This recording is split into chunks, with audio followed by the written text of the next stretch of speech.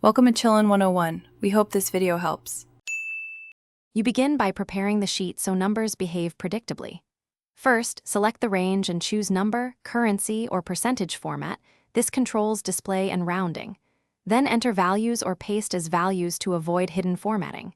If you see a leading apostrophe, remove it, that forces text. Use quick entry shortcuts like Ctrl+ for today's date or Ctrl+Shift+ for time. Once done, press Tab to confirm and move on. Make sure cell alignment indicates numeric type. You now add formulas that transform raw numbers into meaningful results. Start with equals sum range and equals average range.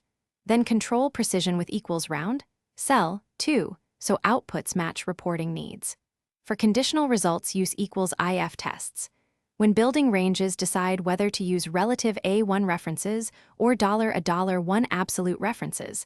Absolute keeps a fixed cell when you drag formulas. Use the fill handle or double-click it to copy formulas quickly. Also remember to enter percentages as 25% or 0. 25, depending on intent. You wrap up by validating results and creating clear outputs. First, build a chart from your numeric range and adjust axis number formats so ticks show dollar or percent as needed. Labels tell the story. Then add data validation to enforce numeric ranges or whole numbers and enable an error alert to block incorrect entries. Lock formula cells and protect the sheet before sharing.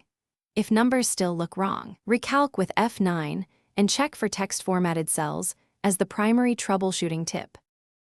Thanks for watching. Consider subscribing if we helped you.